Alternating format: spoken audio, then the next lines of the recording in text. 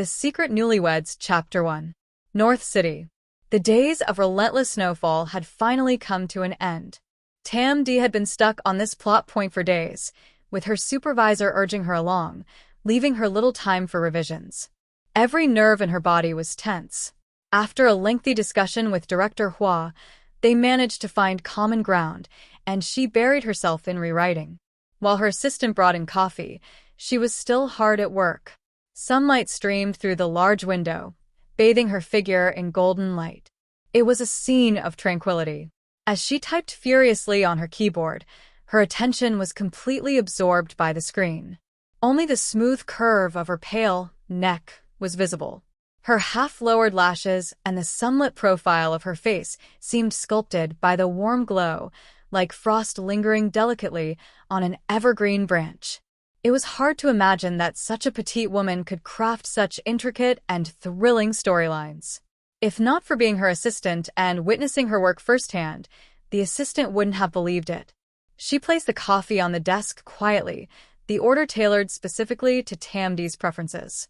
While she continued typing, her phone suddenly buzzed. It was a WeChat message from Chu Diệc Hành.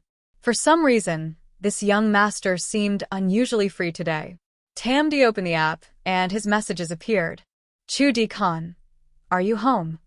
Tam D replied no. Chu Diệc Hành, my parents are at your house. It was rare for the weather to clear, and Mr. and Mrs. Chu had decided to visit the Tam family. Given the close ties between the families, such visits were normal. The only odd thing was that he hadn't accompanied them. Tam D replied with a simple got it and added, I'll head home later. Chu Diệc Hành, all right. Too lazy to type further, he sent a voice message. Tam D's delicate finger tapped on the audio, and his hearty laughter came through. There's a new bar in town. It's lively.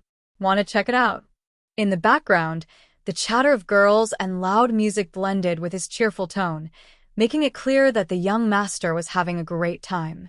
He had always been this way, restless and fun-loving. From his teenage years to now, he hadn't changed.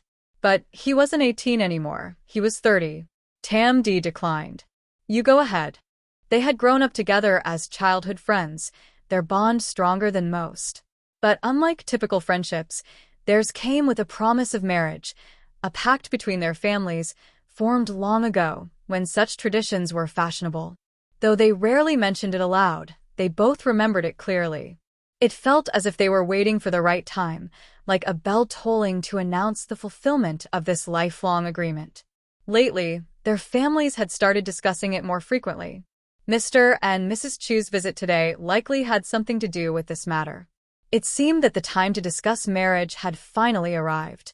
But Tam D knew Chu Diệc Hành wasn't truly invested in this idea. He responded to her refusal with a playful emoji of a dog lying flat and the caption, all right. He wasn't surprised by her rejection. Their social circles were quite different.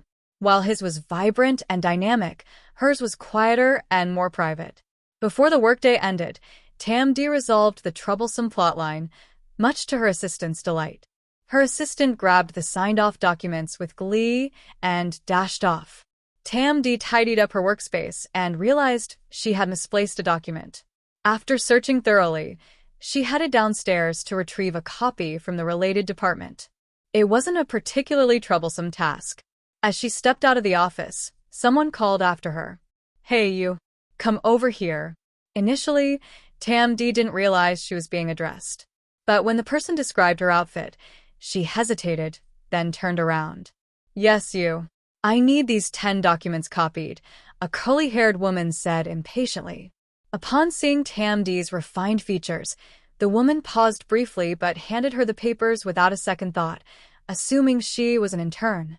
Tam D's simple white fleece coat and neatly tied black hair gave her a modest appearance, contrasting starkly with the flashy environment.